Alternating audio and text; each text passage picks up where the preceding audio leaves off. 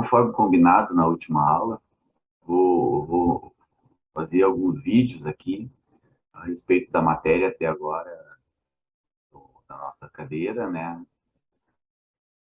E também vou mandar para vocês aquele quiz que a gente fez em aula com algumas perguntas em relação a essa cadeira, ok?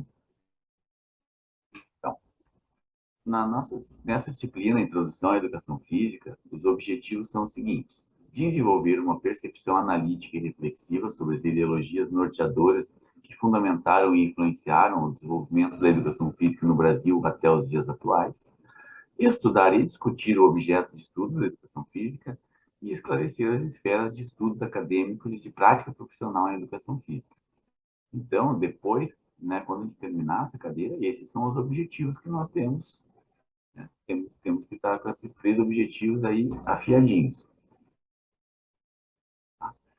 O material utilizado principalmente vai ser o livro da disciplina, né? Então eu vou fazer esses vídeos, as apresentações que eu estou passando para vocês e as questões baseadas no livro da disciplina.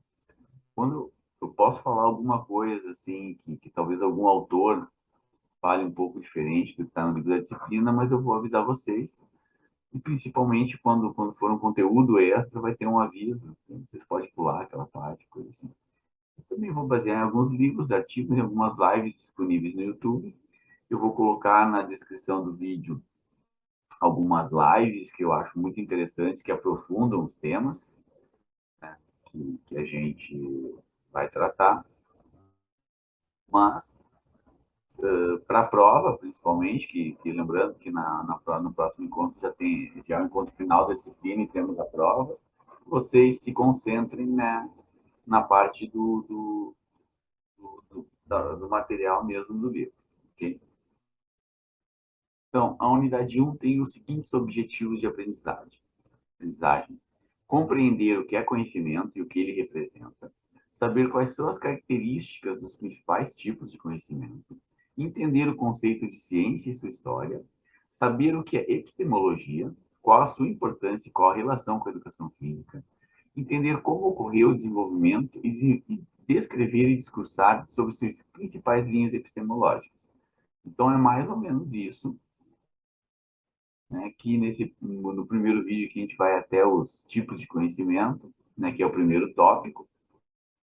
Provavelmente teremos 3 vídeos dessa unidade 1, e ao final desses 3 vídeos eu vou ter que ter apresentados para vocês.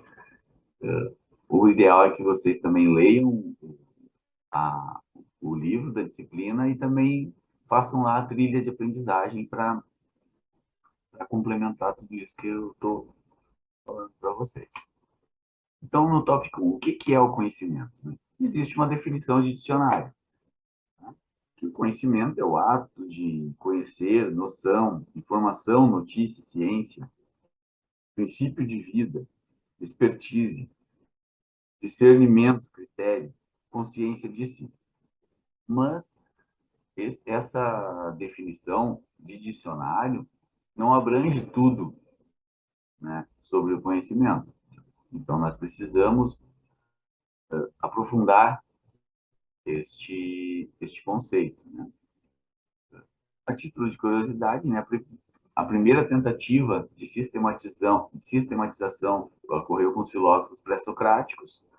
Eu tenho visto essa denominação pré-socrático, né, eu tenho conteúdo extra disso. Eu tenho visto alguns filósofos criticar, né, a chamar esses filósofos de pré-socráticos. Eles preferem filósofos da física ou filósofos da natureza, né? Porque que essa filosofia voltada a entender a natureza não acabou com a chegada do Sócrates, né, que foi uma filosofia mais voltada a entender o que era o saber, né? Ela continuou sendo realizada, essa filosofia, então, concomitante ao Sócrates, então ela não acabou depois do Sócrates, e porque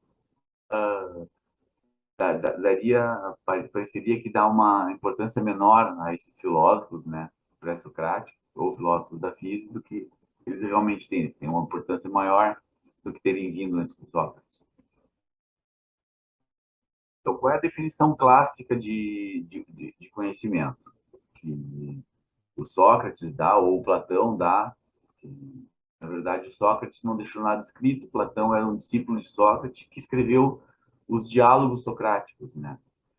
Sócrates, ele costumava passear por Atenas e abordar as pessoas, perguntar o que que era, não, o que que era amor. A pessoa definia amor e o Sócrates, através de uma série de perguntas, ele desconstruía o conceito que a pessoa tinha de amor e depois tentava reconstruir. A primeira parte, que é a desconstrução, é a ironia socrática. Ironia significaria perguntar fingindo que não sabe a resposta. E a segunda parte é maiêutica. Maiêutica em grego é parto. Sócrates dizia que ele não conseguiria tirar de dentro da pessoa algo que não estivesse lá. Então, o conhecimento já estaria lá dentro e ele faria o parto desse conhecimento, né? Então, essa definição clássica do conhecimento é que o conhecimento é uma crença verdadeira e justificada, certo? Então, são três coisas que teria que ter para que, né, a gente chamasse aquilo de conhecimento, né? Essa é uma definição que foi feita lá pelo Sócrates e o Platão, que escreveu. Você sabe que o Sócrates não deixou nada escrito.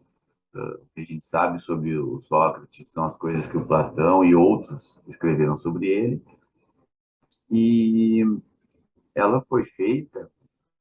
Platão, por exemplo, morreu em mais ou menos 348 a 347 antes de Cristo. E essa definição, ela foi muito bem aceita pela filosofia até os anos 60, quando um professor de filosofia, o Gettier, não sei se é bem essa pronúncia, tá, pessoal? Ele, ele estabeleceu alguns casos em que a pessoa tinha uma crença verdadeira, justificada, mas que talvez não pudesse ser considerado conhecimento porque faltava uma condição extra, que seria um quarto. Como é que seriam essas condições? Um exemplo que ele dá é o exemplo de um relógio parado. Então, vamos dizer que existe um relógio parado marcando 2 horas da tarde, ou 2 horas, né? Porque ele não faz a diferença entre, esse tipo de relógio aqui não faz a diferença entre tarde e noite, né? Ele, a pessoa acredita que são 2 horas da tarde, coincidentemente é 2 horas da tarde, ele olha para o relógio está marcando 2 horas da tarde. Porém, como a gente falou, o relógio está parado, né? Qual seria essa condição extra que o Gettier coloca? Que todas as premissas sejam verdadeiras. Qual é a premissa aqui que não é verdadeira? A premissa que não é verdadeira é que o relógio está funcionando. Então, apesar dessa pessoa ter uma crença verdadeira e justificada, ele não teria o conhecimento pela falta, né, desta quarta condição. Então, como a gente viu, né, o conhecimento não é algo fácil de definir. A gente parece que sabe o que que é, mas na hora de tentar definir não é tão fácil. E às vezes, quando isso acontece, a gente divide, né, aquele conceito em vários conceitos. Então, existem várias divisões de tipos de conhecimento. Essa é uma das mais utilizadas. Colocar no Google tipos de conhecimento, vai aparecer bastante essa divisão em 4 tipos principais, que seria o conhecimento empírico, que é aquele que surge a partir da interação e observação do ser humano com o ambiente ao seu redor. O científico, que usa a lógica e o pensamento crítico e engloba fatos que foram comprovados. Até que, como conteúdo extra, pessoal, essa palavra, dentro da filosofia da ciência, essa questão de que a ciência lida com coisas comprovadas não é tão bem aceita assim, tá?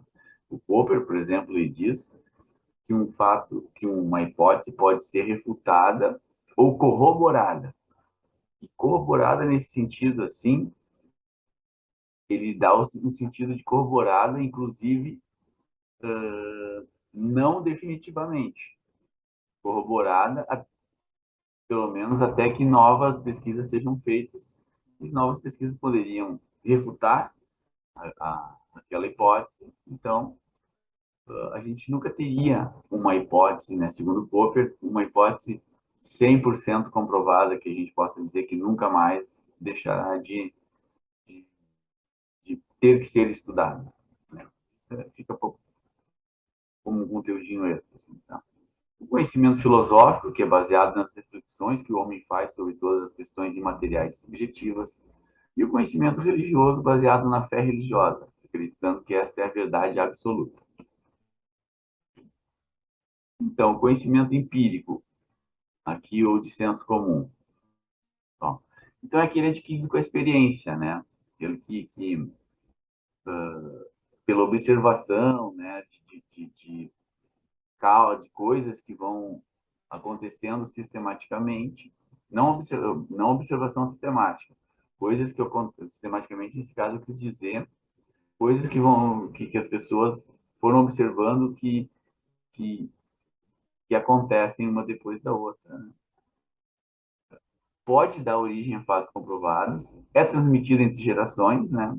Aqui na nossa figurinha aqui, a vovó ensinando para a netinha aqui, né? Que dependendo do comportamento da chuva, das formigas, ah, pode ser um indicativo de que vai chover ou não. Como é que ela fez isso? Ela fez uma observação sistemática? Não, ela começou a perceber que quando a formiga se recolhia, chovia, quando não se recolhia, não chovia.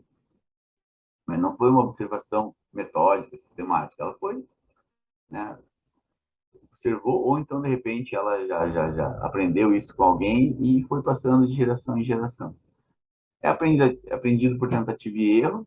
Aqui se usa muito o exemplo da agricultura, né, que provavelmente no começo do seu desenvolvimento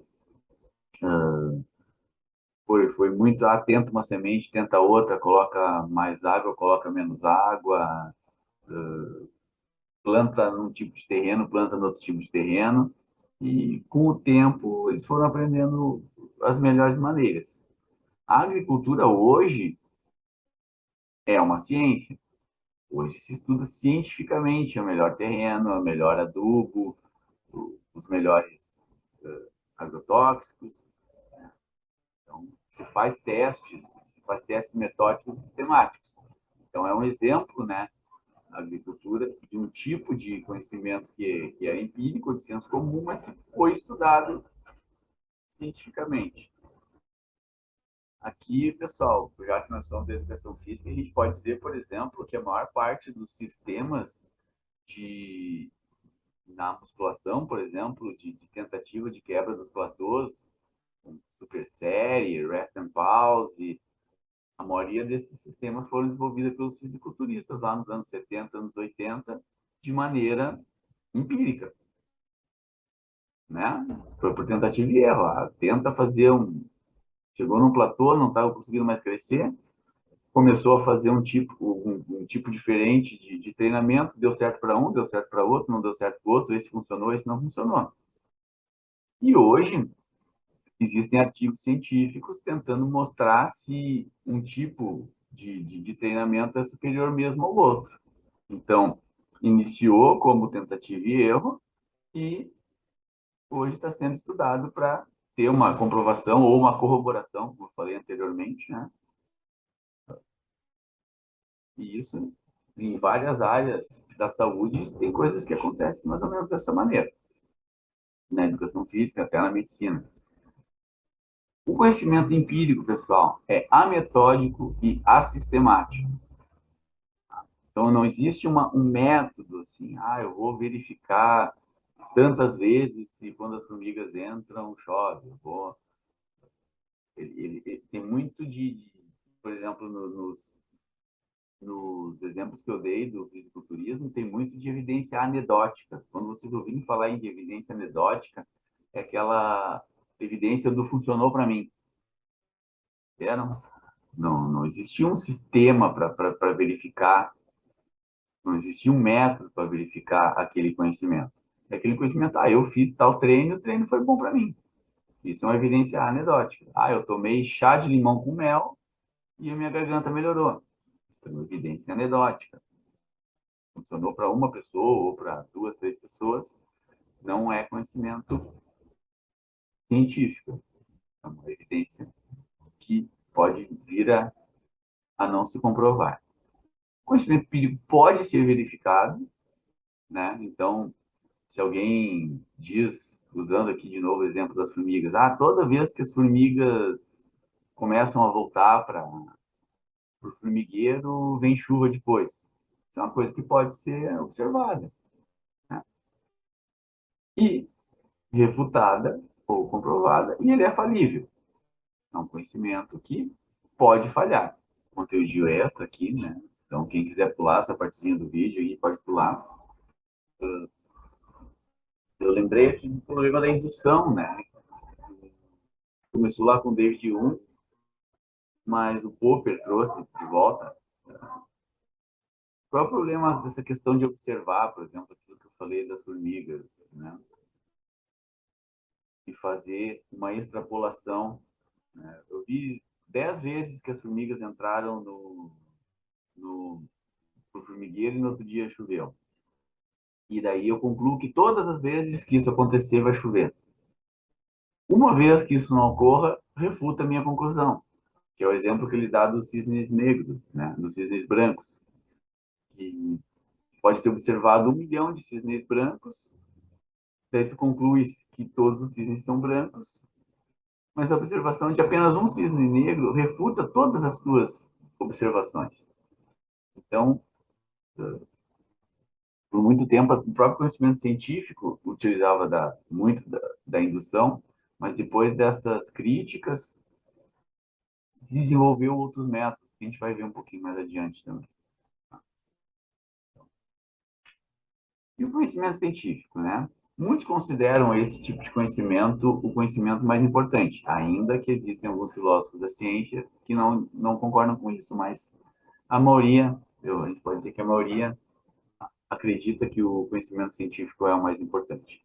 Ele seria o conhecimento real, que tem que cuidar com a definição de real, mas se cair lá na prova, pode botar como certo, baseado em fatos, ele é sistemático, metódico, forma sistemas de ideias e não conhecimentos dispersos, né, desconexos lá na, na nossa no conhecimento empírico. O conhecimento ele é disperso, ele não forma um sistema, né?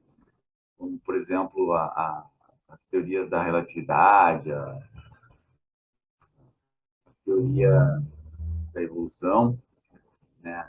São conhecimentos sistematizados e que já dentro do conhecimento empírico não tem muito isso, né? Ele pode mudar de acordo com novas pesquisas realizadas. Isso é muito importante para mim. Isso,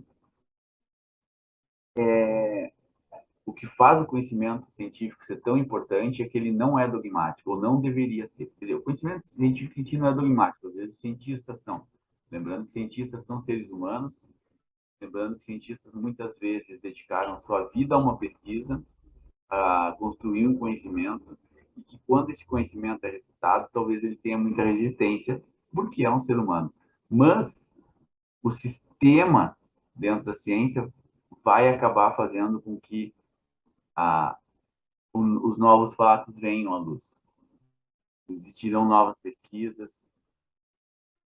Não tentem não basear a atuação de vocês em uma pesquisa, a não ser que seja uma pesquisa muito, muito bem feita. Mas mesmo assim, observem se não vão vir outras pesquisas, se não existem outras pesquisas, outros artigos mostrando coisa diferente.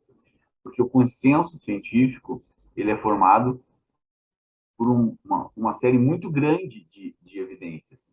Nem sempre todas as evidências sobre aquilo corroboram com aquilo, mas o grosso das evidências corrobora.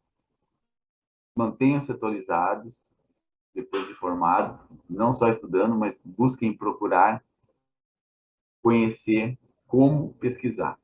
Tá? Fazer-se na experimentação e ele faz a validação e comprovação de fatos. De novo, aqui comprovação, né? Se cair na prova, pode colocar que está certo, mas lembrando que muitos filósofos das ciências não concordam que é uma comprovação de fatos, sim uma corroboração e muitas vezes ela pode ser provisória, até porque novas pesquisas realizadas podem fazer mudar esse entendimento, né? Então aqui esse esqueminha eu achei bacaninha, assim, né? Que o conhecimento científico não deixa de vir pela observação. Muito conhecimento científico teve origem no conhecimento empírico, né? Se observou alguma coisa, se fez um problema, a questão de pesquisa talvez seja a coisa mais importante quando se faz uma pesquisa, né? Uma boa questão de pesquisa. Se vai para uma pesquisa bibliográfica para ver se já não tem alguém que respondeu aquele problema ou para ver o que já se sabe sobre esse problema, você faz uma hipótese, né? Elabora uma hipótese. A hipótese é uma resposta para o teu problema. Realiza um experimento, que nem sempre precisa ser um experimento de laboratório, né? Analisa os seus resultados, discute e chega a uma conclusão. Eu só colocaria mais uma flechinha aqui, pessoal, de volta para o problema ou de volta para a observação. Muito dificilmente uma pesquisa científica vai conseguir resolver toda uma questão. Geralmente, ela leva a novas questões, a novos problemas. É muito comum você terminar um artigo científico dizendo que você chegou a tal conclusão, mas que existem estudos que devem ser feitos para melhorar este conhecimento. Vamos agora passar para o conhecimento filosófico. A definição clássica lá, né, etimológica da filosofia é o amor à sabedoria, né, pela origem, mas ela é muito mais que isso. Ela é uma tentativa do espírito humano de atingir uma visão de mundo mediante a autorreflexão sobre as funções valorativas, teóricas e práticas. A filosofia estuda e questiona problemas essenciais da humanidade. Alguns autores dizem que ela é a fonte de todas as áreas do conhecimento. Eu citei ali anteriormente, né, que alguns autores da filosofia da ciência. O que é a filosofia da ciência? A filosofia da ciência são os autores que tentam estudar